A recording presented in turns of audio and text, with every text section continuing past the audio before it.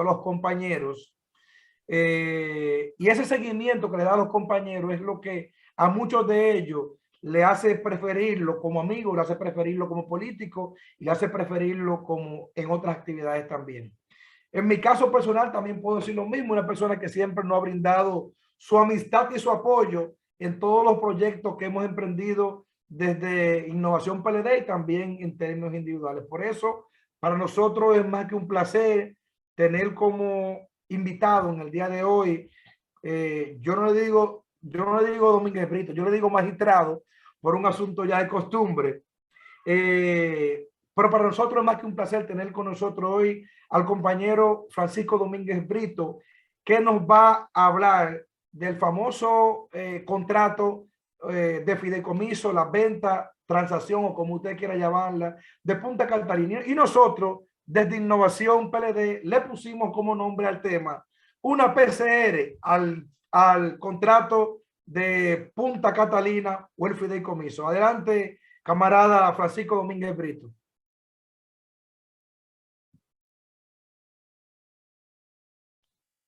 No se escucha, no se escucha.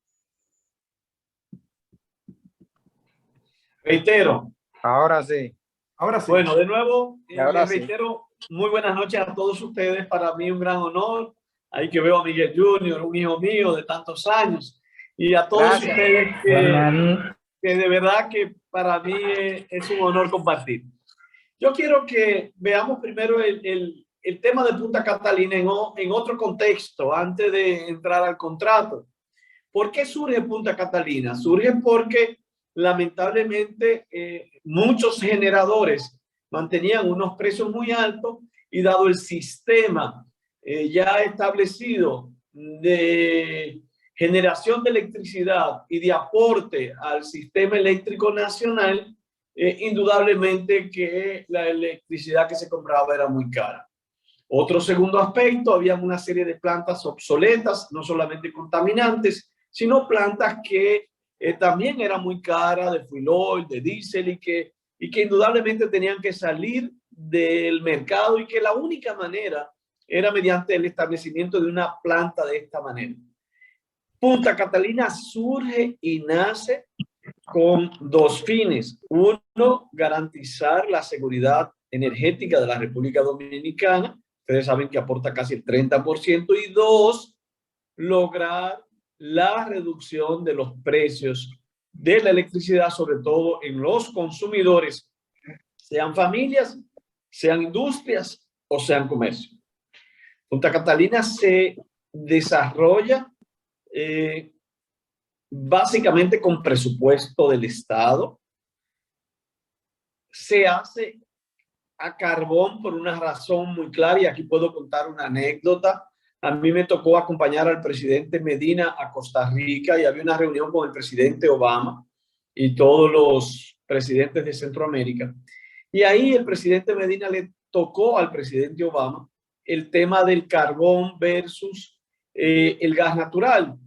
Y ahí en ese momento el presidente Obama le dijo: Estados Unidos no garantiza gas natural. Es muy difícil en este momento todavía el comercio del gas natural, por lo que nosotros no podemos hacer ningún compromiso de ese tipo. Por eso alguna gente no sabe por qué se hizo en carbón. Se hizo en carbón porque en ese momento, en esa discusión de la cual yo estuve presente y fui testigo, se hablaba de la imposibilidad por parte de los Estados Unidos de garantizar ese mercado. Ya el mercado del gas ha ido evolucionando y sin embargo, todavía ahora en este momento vuelve a tener algún tipo de crisis.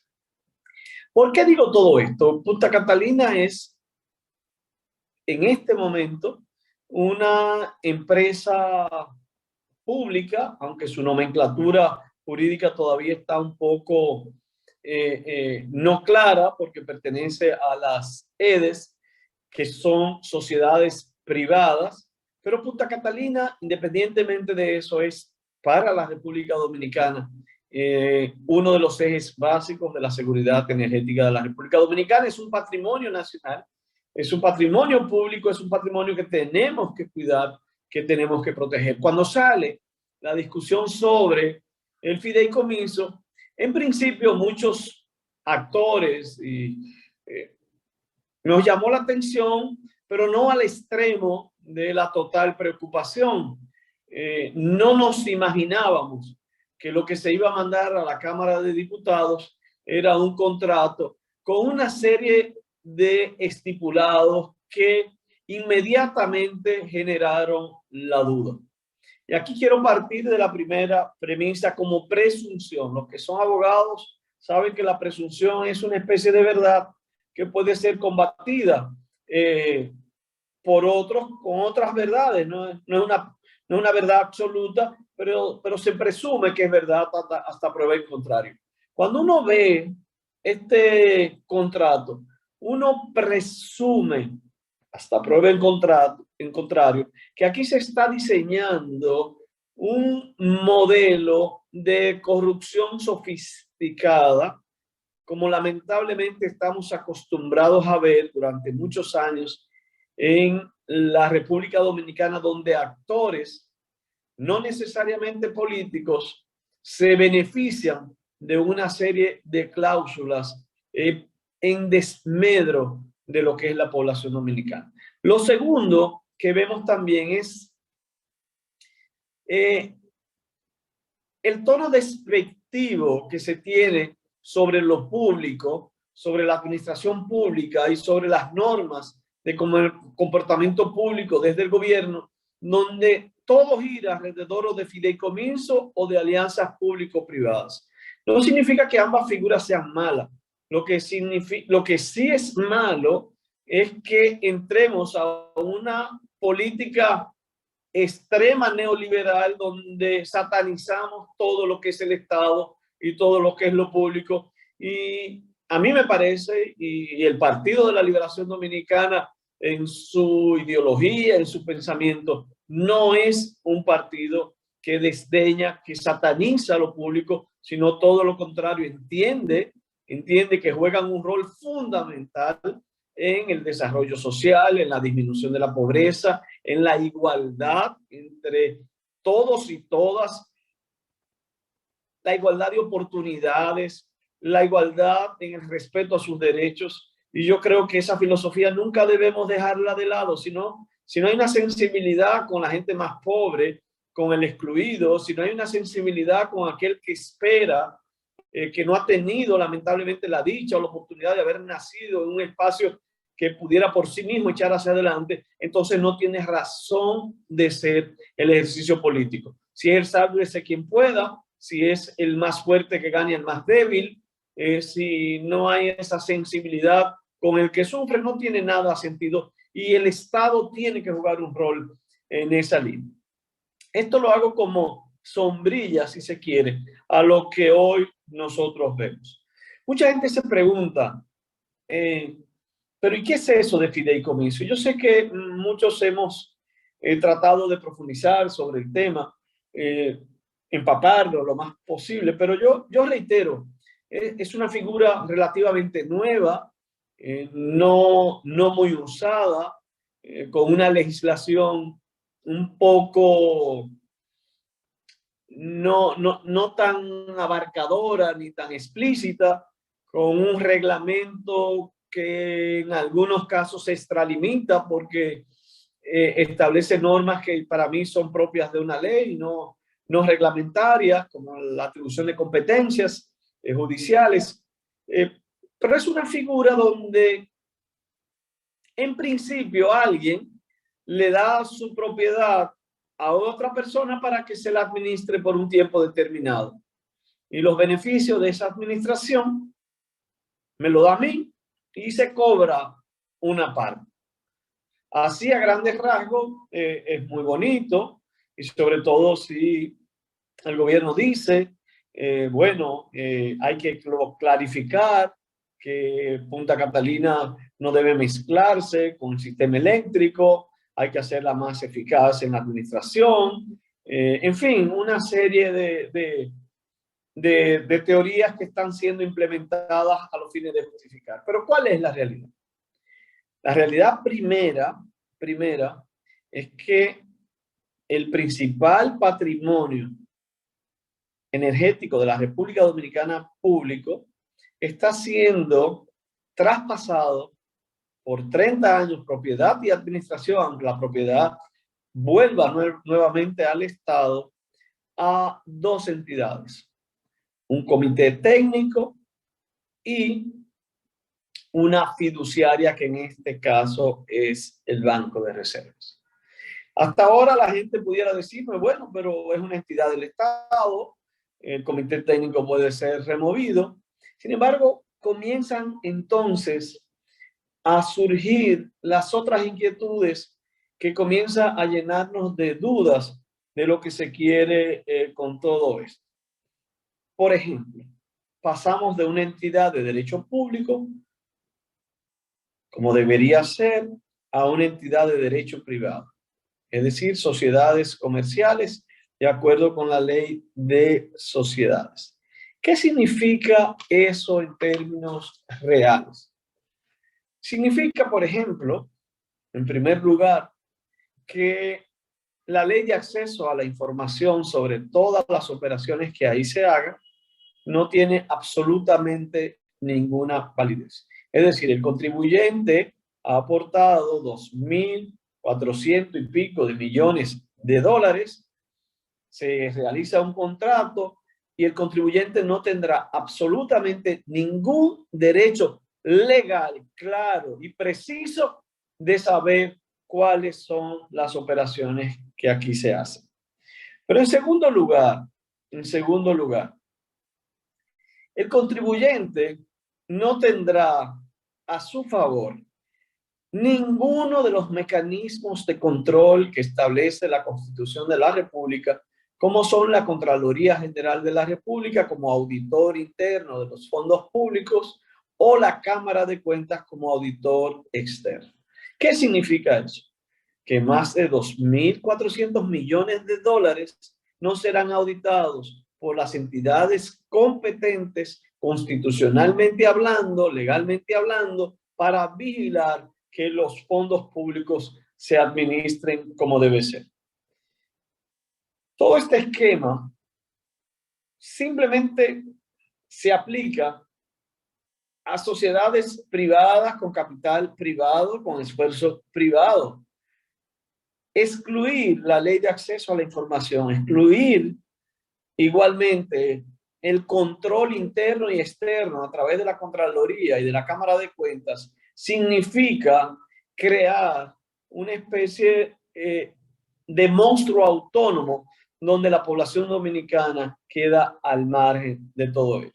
Y cuando uno ve esos tres elementos, tú tienes que comenzar a preocuparte si aquí pudiéramos hablar de presunción de corrupción sofisticada. Pero hay un tercer punto, la ley de contrataciones públicas.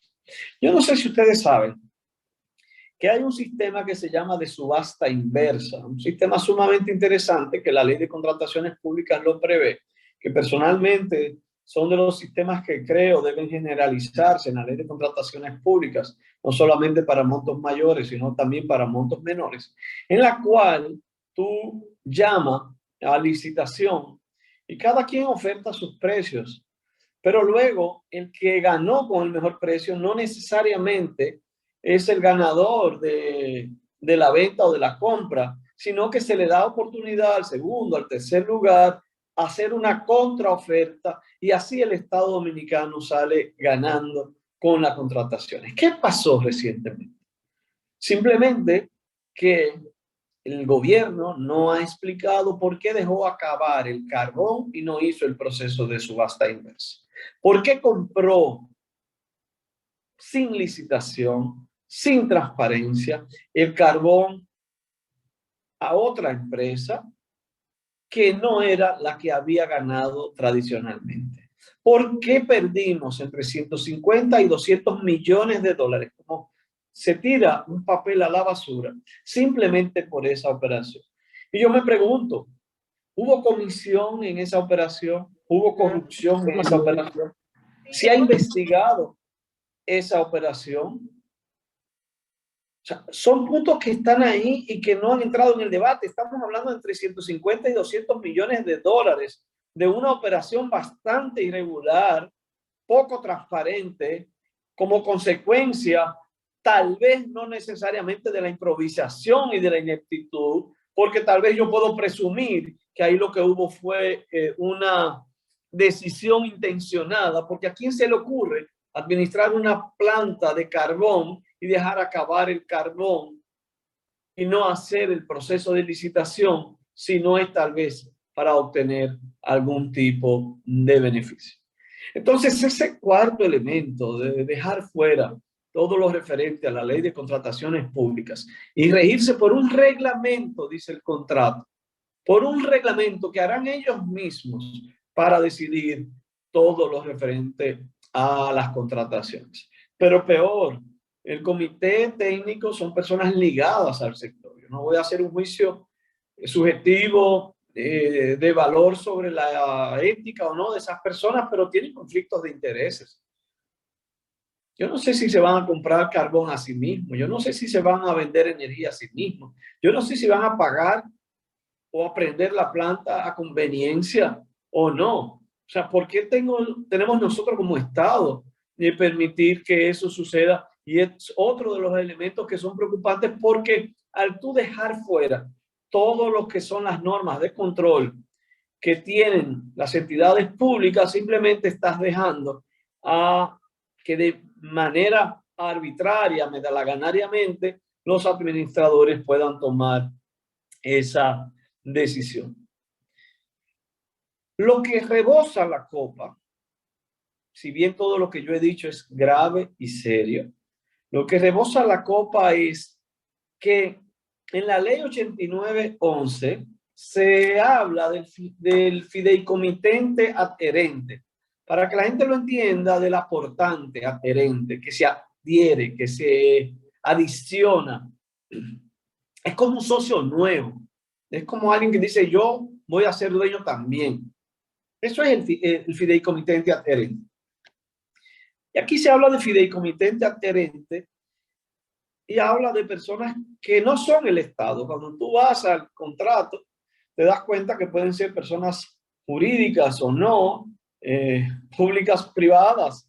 Y entonces, un contrato tan discutido, tan revisado, puso eso por error.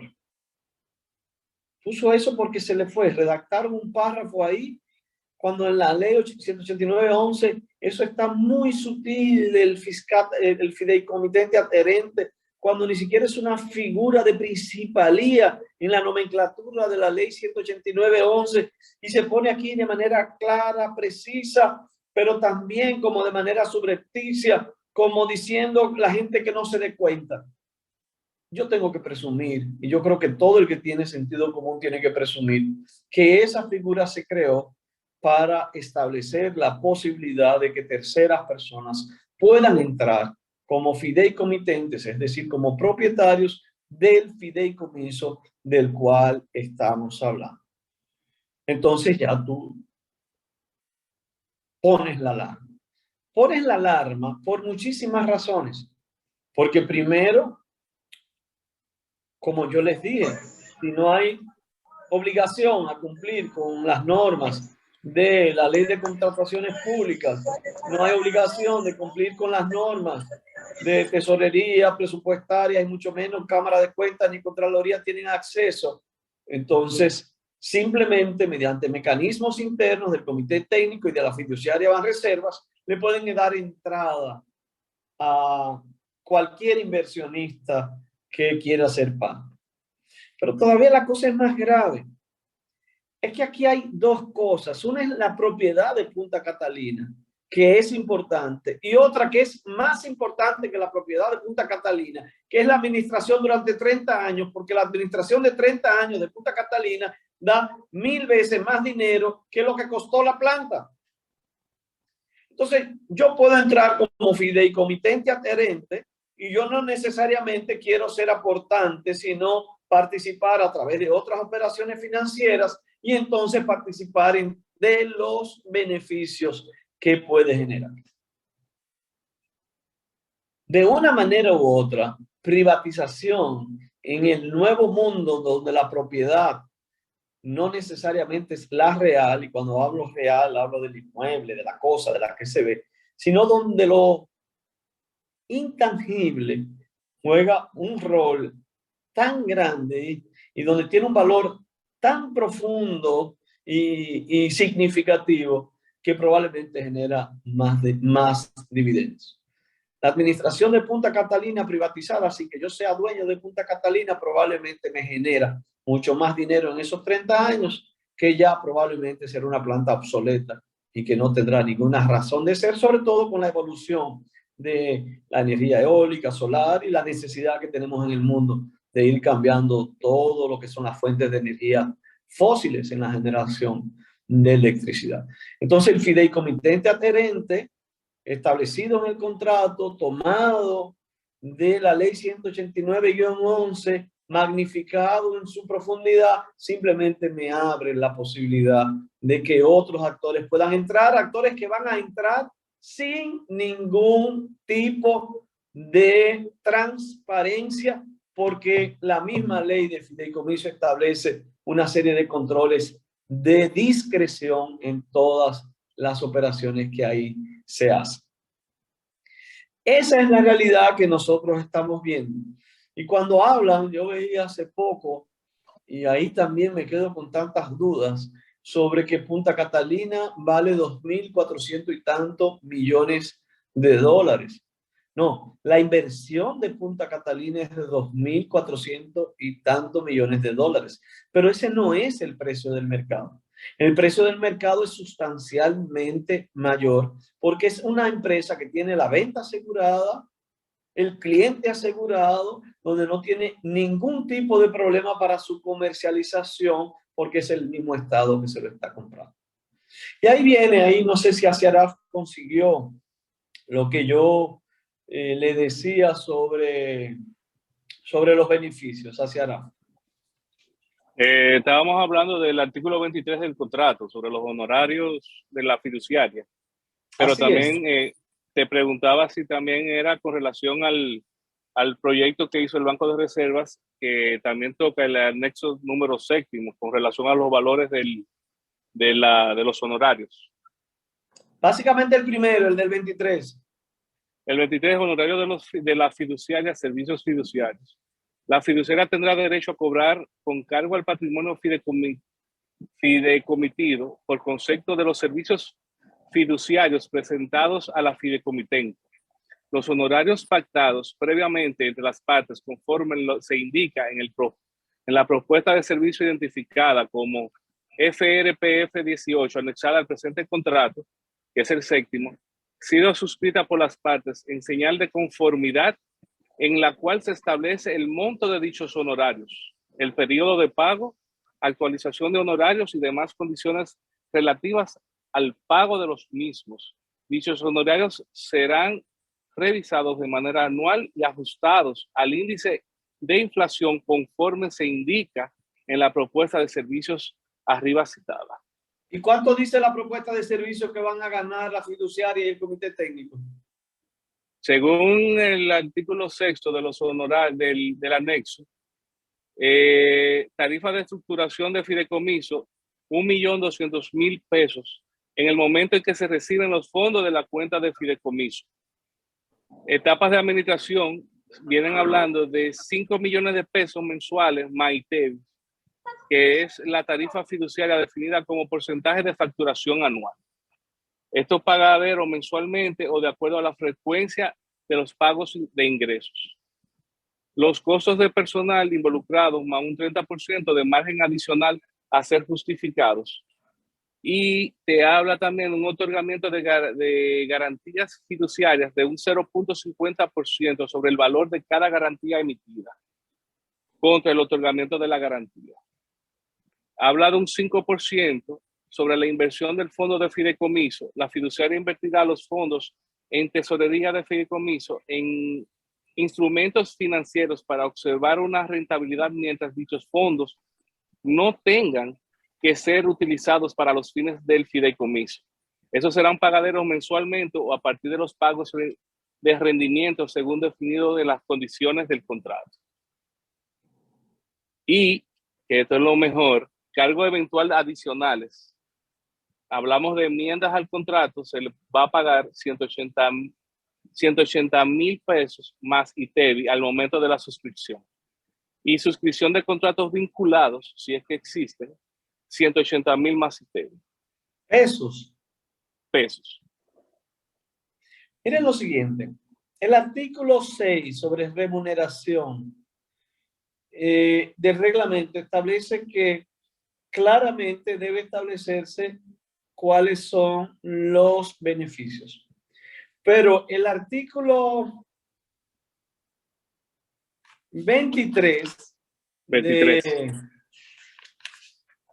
habla de que cuando no se estimula es un 0.5 del valor. Pues yo me pregunto cuando habla de las garantías y de una serie de... Queda claramente establecido cuál va a ser los ingresos del comité técnico. Ese porcentaje de ley se le aplica a lo establecido en el contrato. Es posible que el 0.5 de 2.300 o de 2.400 millones de dólares que se establecieron pueda ser asumido también porque habla de conformidad con la ley y eso lo dice la ley.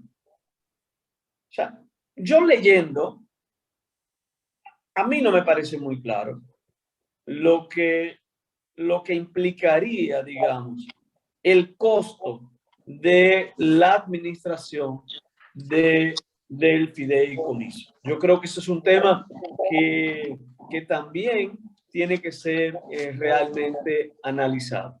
Nosotros vimos, ese es el artículo 23-6, nosotros vimos que lamentablemente, todo el diseño del contrato genera más dudas de la cuenta. Hoy yo recibí una explicación que rodó por las redes sobre justificando cada cosa. Y cuando uno lo lee, ellos lo justifican como quien dice, yo no maté a Juan Pérez porque yo lo maté. Dice, pero no entiendan. Y así está contemplado. O sea, todo lo que yo he hecho referencia, ellos dicen que no es así, lo justifican diciendo que el contrato que dice que es así. Son esos 6 elementos los básicos que yo creo que tenemos que tener en cuenta.